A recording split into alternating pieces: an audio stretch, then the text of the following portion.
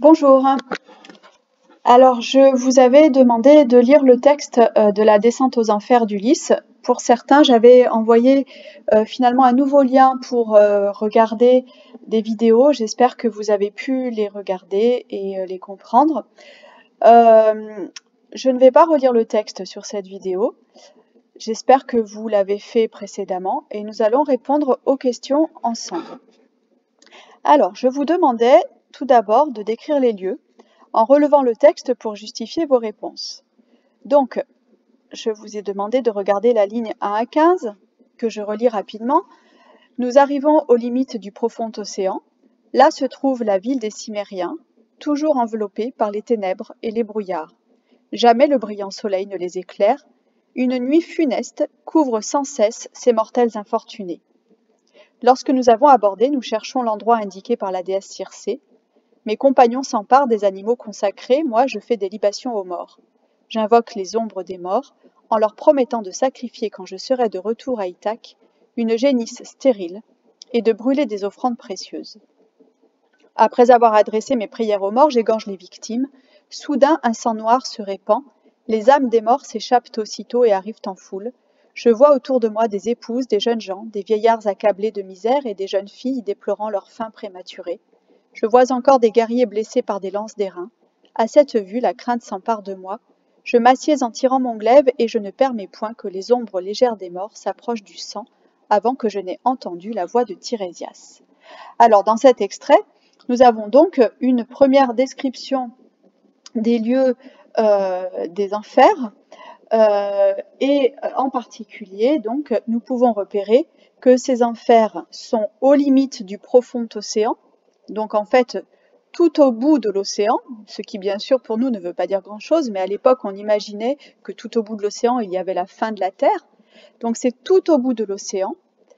Et cette ville, elle est enveloppée par les ténèbres, c'est-à-dire par le noir, la nuit, et le brouillard. Il n'y a jamais de soleil et il y a une nuit funeste, donc une nuit qui fait penser à la mort, qui recouvre l'ensemble. Donc, pour ce qui est des réponses, nous pouvons répondre. Vous écrivez donc sur votre cahier pour corriger. Ce lieu est très isolé, puisqu'il est donc au bout de l'océan. Il y fait noir et il y a du brouillard, puisque on nous parle, je reprends le texte, de ténèbres, enveloppées par les ténèbres et les brouillards.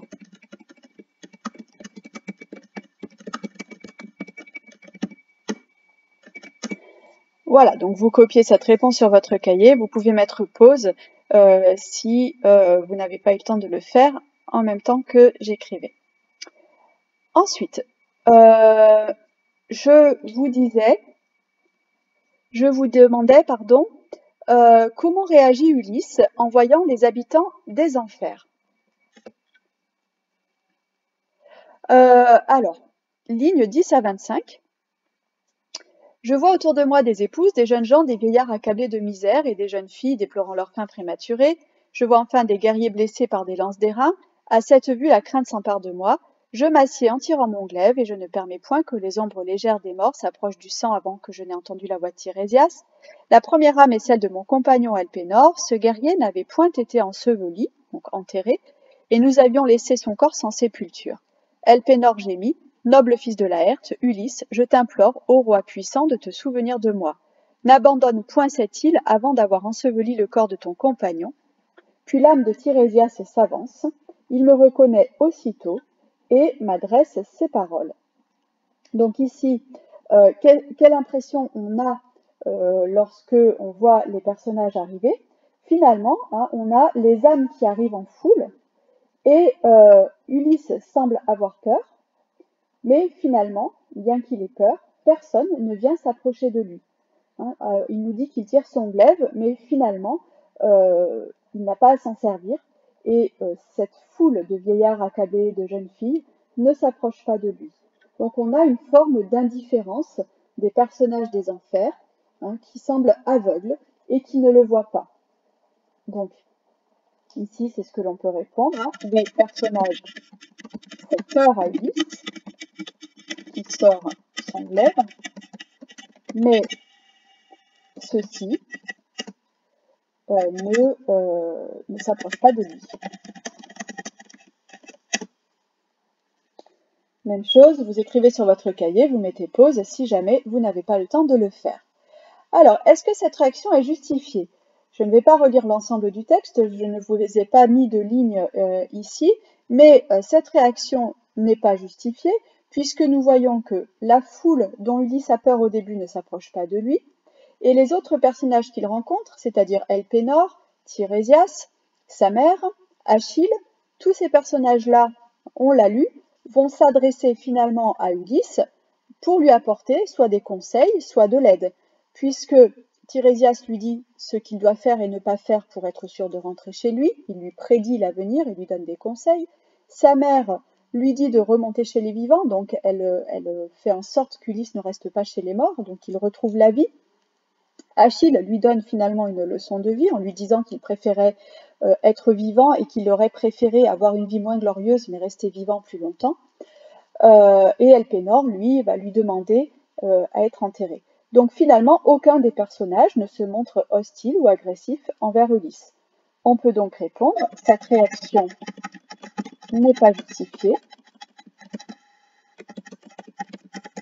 puisque les personnages lui donnent des conseils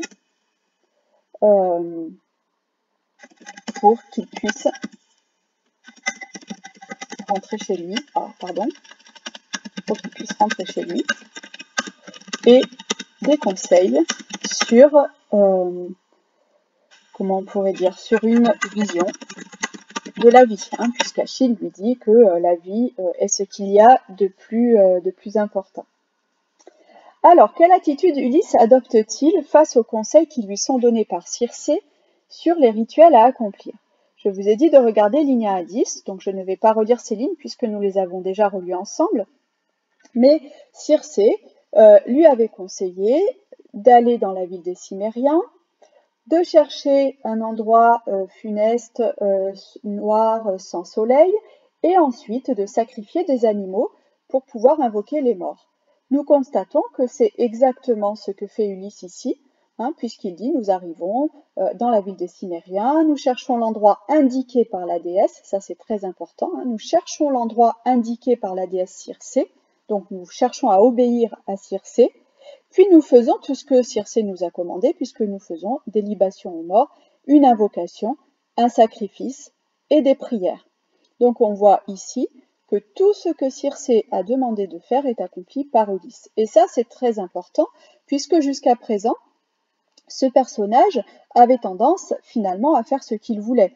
Hein, nous avons vu, par exemple, qu'avec le Cyclope, il n'a pas hésité à défier le dieu de la mer en se vantant en fait d'avoir finalement planté le tronc dans l'œil de son fils. Ici, au contraire, Ulysse est très respectueux. Nous verrons d'ailleurs dans d'autres épisodes que nous allons lire ensemble que ce n'est pas toujours le cas. De même, il va bien écouter les conseils des morts, hein, il va écouter les conseils de sa mère puisqu'il va remonter chez les vivants, les conseils d'Elpénor puisqu'à la fin, même si on ne le voit pas dans le texte, je vous l'ai dit, il va enterrer effectivement Elpénor qui lui a demandé à être enterré. Il va écouter les conseils également de Tirésias, qui va lui dire comment rentrer chez lui, ça nous le saurons dans la suite du texte. Donc finalement, ici, nous pouvons dire quelle attitude Ulysse adopte-t-il face aux conseils qui lui sont donnés par Circé sur les rituels à accomplir? Nous pouvons répondre, Ulysse respecte ce qui lui a été demandé, deux points. Donc, il se rend aux enfers, fait les sacrifices et les prières que Circé lui a conseillé de faire. On ne voit pas dans la vidéo ni dans le texte, mais en sortant, Ulysse enterre son ami Elpénor qu'il a rencontré aux enfers et qui lui a demandé une sépulture. Que cela montre-t-il de l'attitude d'Ulysse face aux morts et aux dieux? Donc nous l'avons dit finalement en même temps, Ulysse se montre respectueux des paroles des âmes des morts et des dieux. Ensuite, je vous disais, lignes 26 à 36 et 75 à 80, que se passera-t-il s'il obéit à Tirésias? Donc, 26 à 36, je relis le discours de Tirésias. Noble Ulysse, tu désires retourner heureusement dans ta patrie, mais un immortel te rendra ce voyage difficile. Pourtant, tu arriveras dans Ithaque, si tu peux réprimer tes désirs et ceux de tes compagnons, lorsque tu trouveras les bœufs du soleil. Donc nous verrons plus tard que sur une île, ils vont arriver sur l'île qui appartient au soleil, et qu'il y aura des bœufs que les compagnons et Ulysse n'ont pas le droit de toucher. Nous verrons cet épisode juste après. Si personne d'entre vous ne touche à ces troupeaux, vous reviendrez tous dans votre patrie et vous reverrez Ithaque. Mais si vous portez sur ces animaux une main sacrilège, je te prédis la perte de ton navire et la mort de tous tes guerriers. Si tu te sauves, ce ne sera que fort tard, après avoir perdu tes fidèles compagnons. Tu arriveras dans ta patrie sur un navire étranger, et là tu trouveras des hommes qui consumeront tes richesses et qui, désirant s'unir à ton épouse, lui offriront des présents de fiançailles. Mais tu puniras leur insolence. Longtemps après, la mort cruelle te ravira, c'est-à-dire t'enlèvera, t'emportera, au milieu d'une paisible vieillesse, et tu laisseras après toi des peuples heureux. Autrement dit, si tu arrives à rentrer, tu vas punir toutes les personnes qui ont essayé de prendre ta femme, puisqu'il lui dit tu arriveras sur un navire et tu trouveras des hommes qui consumeront tes richesses, autrement dit qui prendront tout ce qu'il y a chez toi et s'en serviront, qui mangeront tout ce qu'il y a chez toi, et qui offriront des présents de fiançailles à ton épouse, autrement dit qui essayeront d'épouser ta femme Pénélope pour devenir roi à ta place. Mais Tirésias lui dit tu puniras leur insolence, autrement dit tu vas les tuer et tu pourras conserver ta place auprès de ta femme et dans ton palais. Et ensuite, la mort cruelle te ravira au milieu d'une paisible vieillesse, autrement dit, tu vivras une vieillesse heureuse, mais la mort t'enlèvera pendant cette vieillesse, donc tu pourras vivre en fait très longtemps. Je vous disais de relire aussi le passage donc 76 à 80. Achille, fils de Pelée, je suis venu consulter Tirésias, afin qu'il me dise comment je pourrais retourner à Ithaque. Je n'ai point encore revu la Grèce ni ses terres paternelles, mais j'erre toujours sur les mers. Donc ici, nous avons la raison pour laquelle Ulysse est descendu. Il est venu consulter Tirésias pour qu'il lui dise comment il pourra rentrer à Ithaque. Donc, en relisant ces deux passages, nous pouvons répondre à la question que se passe-t-il s'il obéit à Tirésias? Donc, s'il obéit à Tirésias, Ulysse pourra rentrer chez lui et y finir sa vie. Donc ça, c'est très important. Le fait d'obéir à ce qu'a dit Circé, le fait d'écouter ce que dit Tirésias, de respecter les paroles des morts, vont permettre à Ulysse de rentrer chez lui et de vivre longtemps. Alors, ensuite, il y avait une question facultative, donc une question que vous n'étiez pas obligé de faire, mais nous allons la corriger ensemble. Pourquoi peut-on dire qu'il y a des éléments opposés dans ce texte? Alors, je n'ai pas mis de ligne ici, puisque c'est tout au long du texte que nous pouvions faire se relever, mais la première réponse que vous pouviez donner, c'est qu'il y a à la fois la vie et la mort. C'est-à-dire que nous sommes dans les enfers, donc nous avons la présence des morts, la mère, Tirésias, Achille, la foule donc de personnages qui arrivent, et nous avons face à cela la vie, puisque tous ces morts parlent de la vie à Ulysse. Vous voyez que Tirésias lui dit tout ce qu'il doit faire pour rester en vie le plus longtemps possible.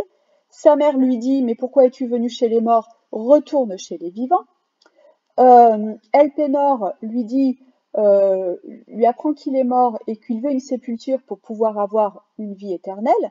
Et enfin, nous avons Achille qui dit « Je suis mort dans la gloire, dans la réussite, mais j'aurais préféré rester vivant parce que finalement, il vaut bien mieux être vivant sans être finalement un personnage célèbre, etc., plutôt que mort, même si on a été glorieux. » Autrement dit, donc vraiment, une forte opposition entre la vie et la mort. Donc, on peut écrire opposition entre la vie et la mort.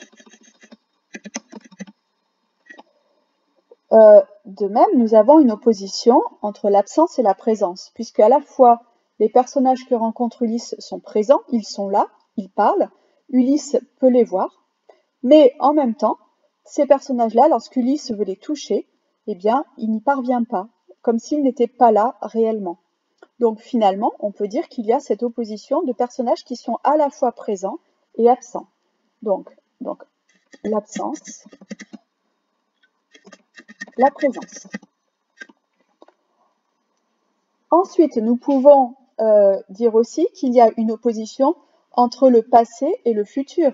Pourquoi le passé? Parce qu'en fait, Ulysse, en descendant aux enfers, apprend tout ce qui s'est passé pendant que lui était au combat, à la guerre de Troie.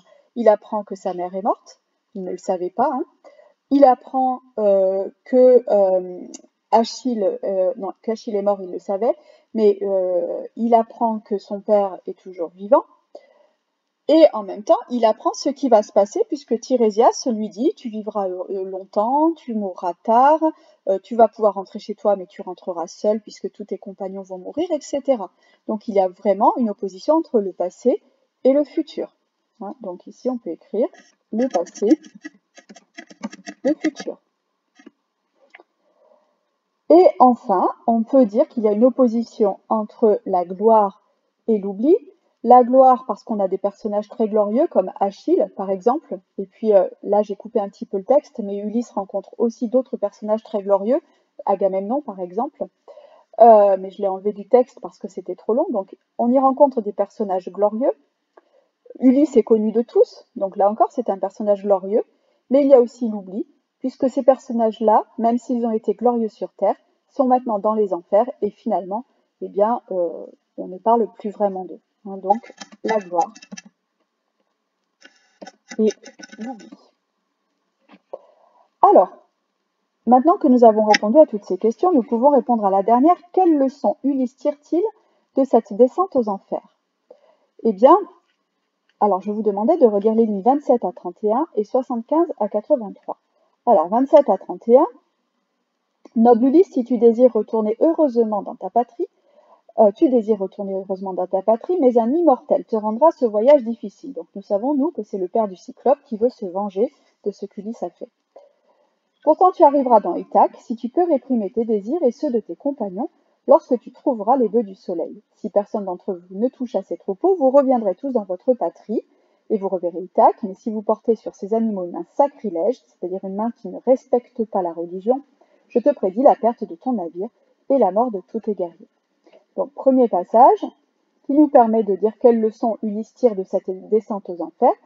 Cette leçon, c'est que l'on doit respecter ce que les dieux nous disent. C'est-à-dire que lorsque le dieu soleil va dire aux hommes d'Ulysse et à Ulysse « ne touchez pas à mon troupeau sacré », eh bien, s'ils respectent ça, ils pourront rentrer chez eux. S'ils ne le respectent pas, ils mourront. Autrement dit, il faut obéir aux dieux. Et ligne 75-83, je m'empresse de lui répondre. Achille, fils de Pelée, je suis venu consulter Tirésias afin qu'il me dise comment je pourrais retourner à Ithaque. Je n'ai point encore vu la Grèce ni les terres paternelles, mais j'erre toujours sur les mers. Noble Achille, nul homme n'a jamais été ni ne sera jamais plus heureux que toi. Durant ta vie, nous t'honorions, et maintenant tu règnes en ces lieux sur les morts. Noble Achille, ne t'afflige point d'être descendu dans les sombres demeures. Et Achille répond aussitôt, illustre fils de Laërte, ne cherche point à me consoler du trépas, donc de la mort. J'aimerais mieux simple cultivateur, être un homme pauvre, qui ne posséderait qu'un faible bien, plutôt que de régner sur toutes ces ombres. Donc la deuxième leçon qu'apprend Ulysse, c'est qu'il vaut mieux être pauvre, ne rien posséder et être faible, plutôt que d'être mort. Hein, il vaut mieux passer une vie pauvre et sans gloire, mais vivre longtemps, plutôt que de vivre de façon courte dans la gloire et donc de mourir jeune. Donc nous pouvons répondre que la première leçon est qu'il faut obéir aux ordres de Dieu.